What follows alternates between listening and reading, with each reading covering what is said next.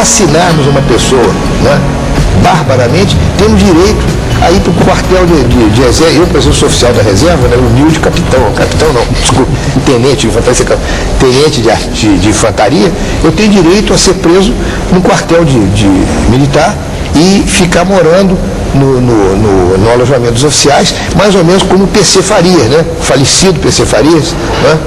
Que ficou no quartel de polícia, que tinha treinamento, tem direito a receber visita, né? Eu não digo das moças, porque eu não sou casado e tudo, né? Então eu receberia de minha família, meus netos me visitar. Eu ficaria em excelente forma física, porque provavelmente um sargento ia ficar meu amigo, e a gente ia correr todo dia juntos e tal.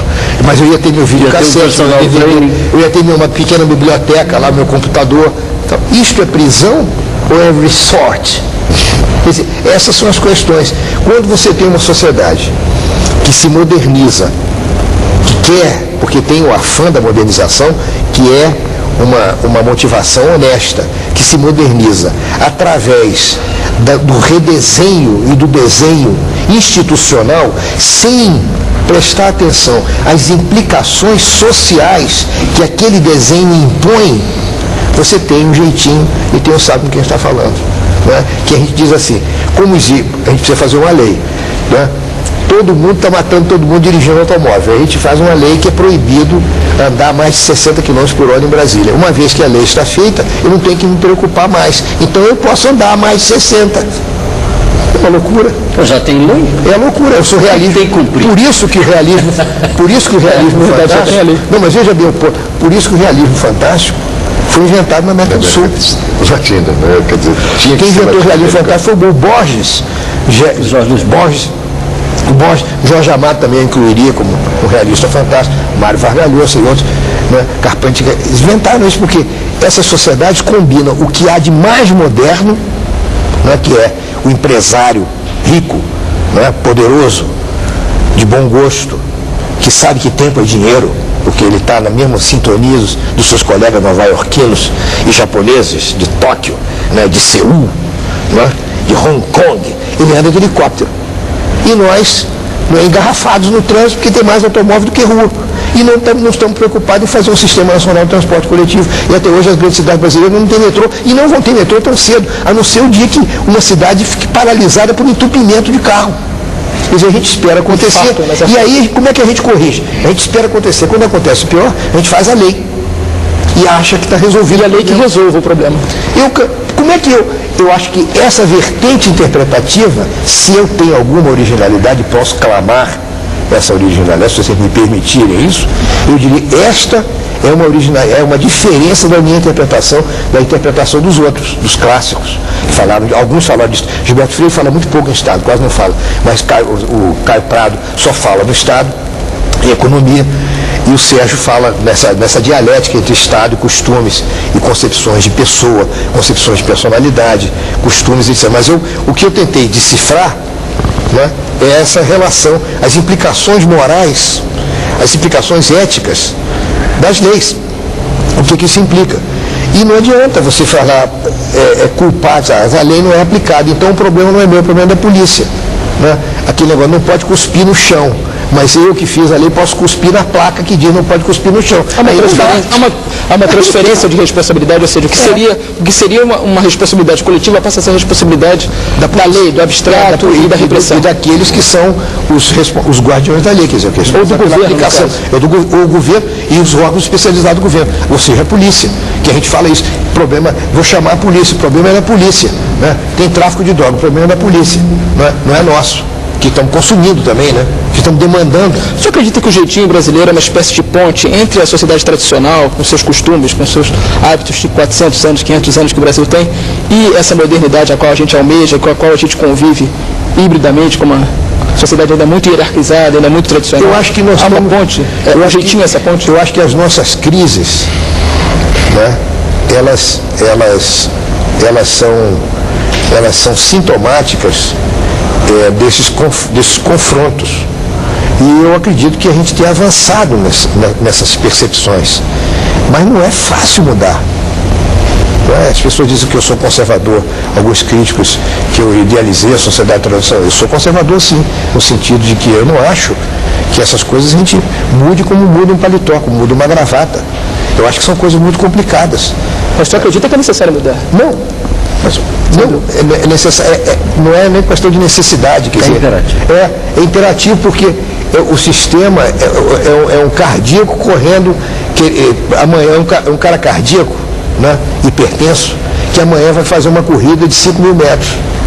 Então ele não tem saída se não tomar as precauções necessárias para poder fazer a corrida, porque senão ele vai morrer no meio da corrida.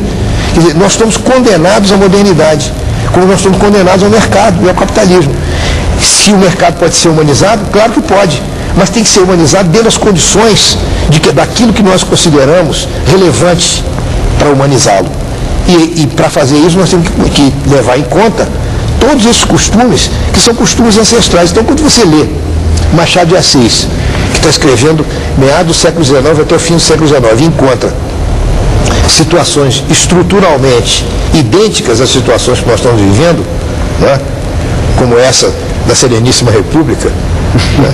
Como as do jogo do bicho, do Camilinho que jogava no bicho, que só jogava num bicho, né? E o bicho, infelizmente, não tem simpatia por ele, porque o bicho é impessoal. Quer dizer, o dilema que até hoje é um dilema que nos perturba, do anonimato versus a pessoalidade. Como nós nos sentimos mal quando chegamos num lugar onde ninguém nos conhece, que em geral é um espaço público. Quando você chega numa sala de aeroporto, ninguém te conhece, você já olha todo mundo com raiva. Uma raiva ancestral. O senhor escreveu há pouco um artigo sobre o Big Brother Brasil, sobre essa vontade, essa necessidade, esse afã da celebridade instantânea. Você poderia comentar um pouco em cima do que o senhor acabou de falar agora, sobre O negócio do Big Brother que eu achei foi no outro Big Brother, no anterior a esse, é uma espécie de um grupo, né, que formou uma corporação para humilhar um outro grupo, né? E, então, os usos da força física, ficar fazendo exercício e tal, eram muito arrogantes. Eu escrevi mais sobre a arrogância e como é que o povo, no fundo, percebia. E como é que o povo brasileiro percebe, né, a arrogância das pessoas que eventualmente chegam no poder. Era mais para chamar a atenção disso, quer dizer, apesar, nós temos uma percepção muito grande de um sentimento de justiça. Nem sempre é um sentimento de justiça igualitário, mas o sentimento de justiça existe. Né? A vingança, a reversão, né? O retorno do oprimido. Né? Então nós temos isso faz parte da cultura brasileira.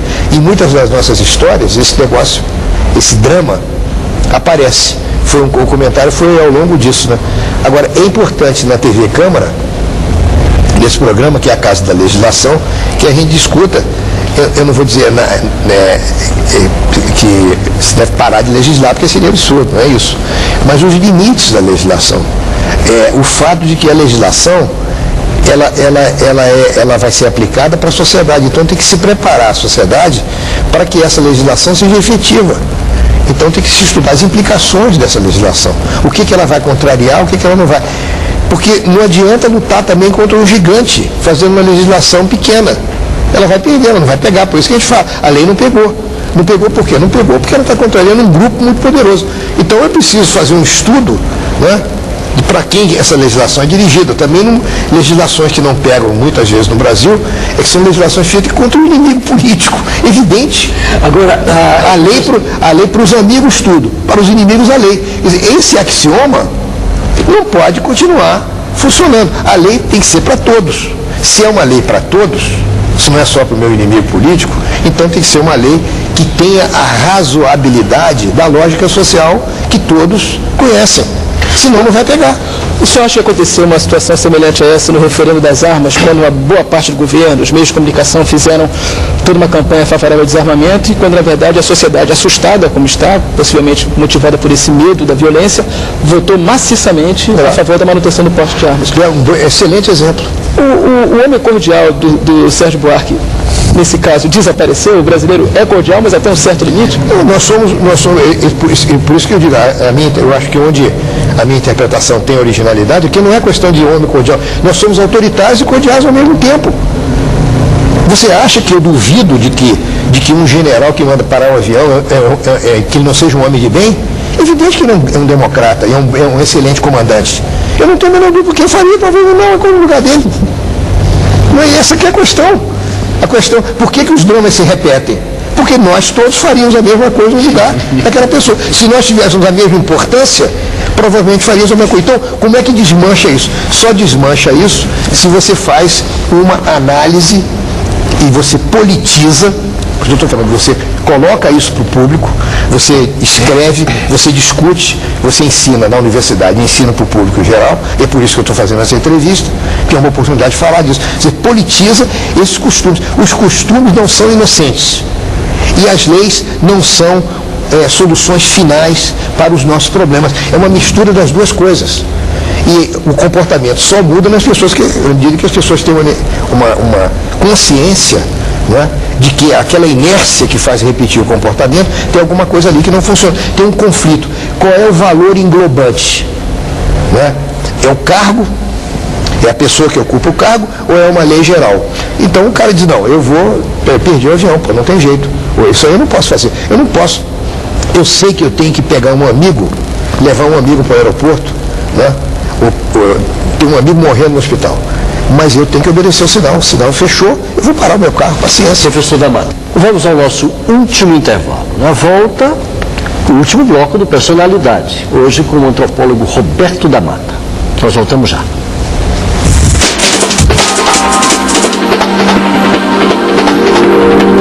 Estamos de volta com o último bloco do Personalidade com o antropólogo Roberto da Mata. Estão conosco o jornalista Christian Moraes, da Secretaria de Comunicação da Câmara dos Deputados, e o professor Antônio Barbosa, historiador da UNB. Aqui eu gostaria logo de passar a palavra. Você estava querendo falar naquele momento, eu notei que você estava querendo falar naquele momento em que o professor falava de todos os pontos. Ausência de inflexões na história do Brasil. De todos os pontos abordados pelo professor da Mata nessa entrevista, eu gostaria de enfatizar dois aspectos que me parecem fundamentais. O primeiro deles, o fato de ele ter lembrado e exemplificado com muita correção que sociedades como Estados Unidos e a França tiveram que passar por momentos de ruptura acentuada, momentos revolucionários, para a construção da sua modernidade, digamos assim. E me parece que no caso do Brasil, esses instantes de rupturas praticamente não existem, ou se eles existem, são de forma extremamente amainada.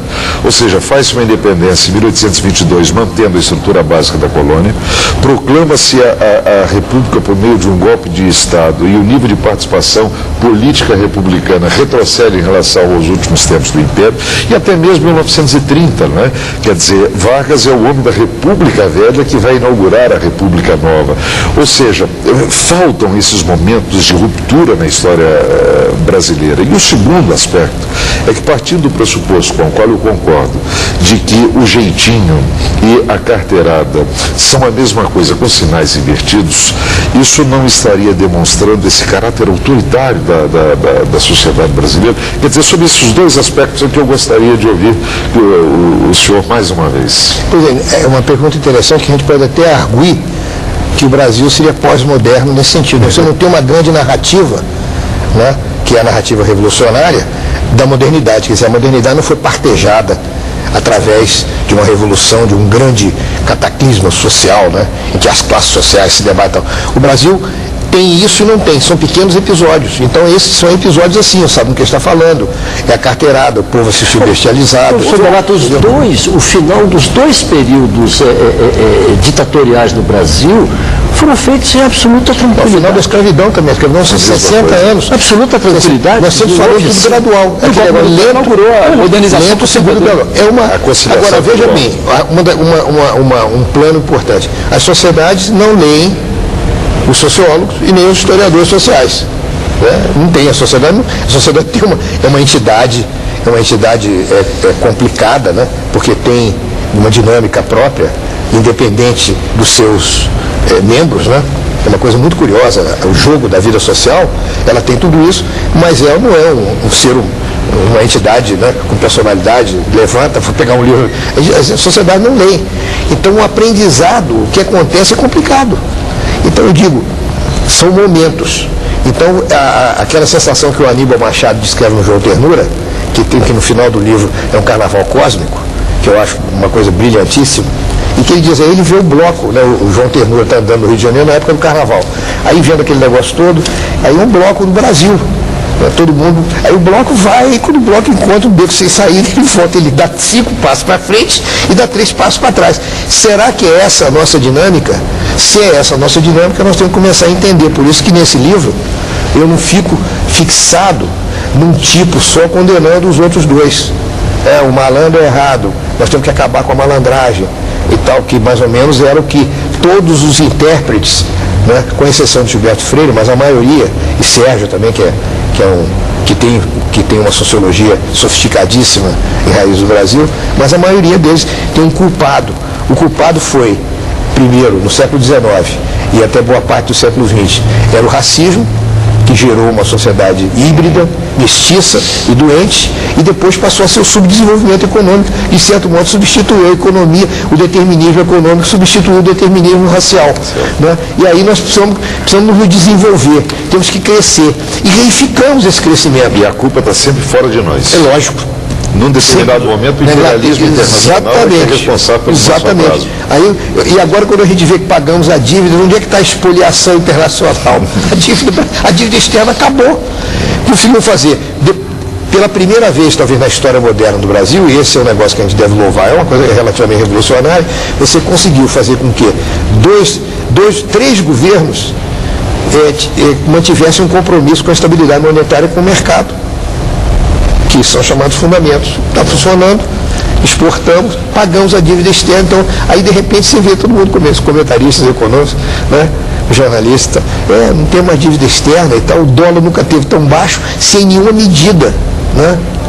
O Brasil foi malandro a pagar a dívida externa ou foi otário? Não, isso eu não sei. Eu tenho 2 leituras.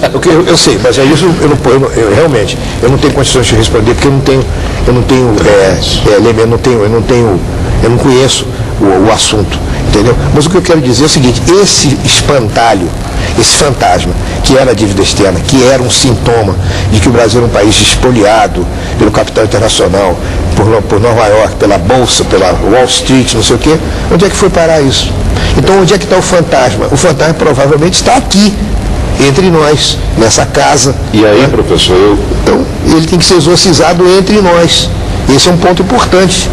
E exatamente por ser importante, eu vou retornar a um ponto que foi extremamente caro na apresentação do senhor aqui hoje.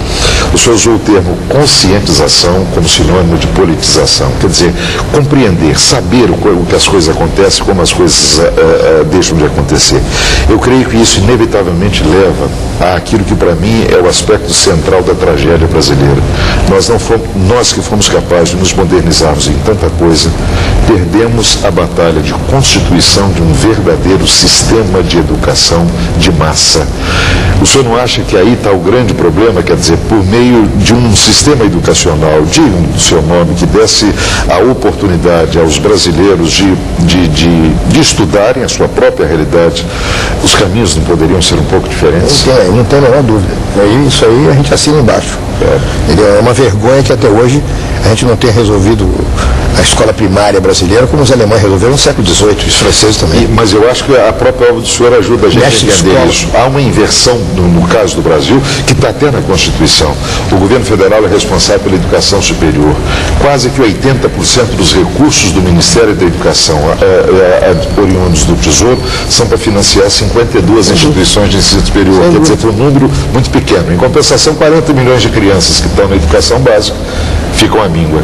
É uma inversão de valores muito grande. Eu queria aproveitar essa oportunidade para entrar numa questão que está sendo muito discutida, gerou muita polêmica na sociedade brasileira, nos meios de comunicação, nessa casa, enfim, nos meios políticos, que é a questão das cotas universitárias. O senhor lecionou muito tempo nos Estados Unidos, se formou nos Estados Unidos, estudou lá, leciona no Brasil.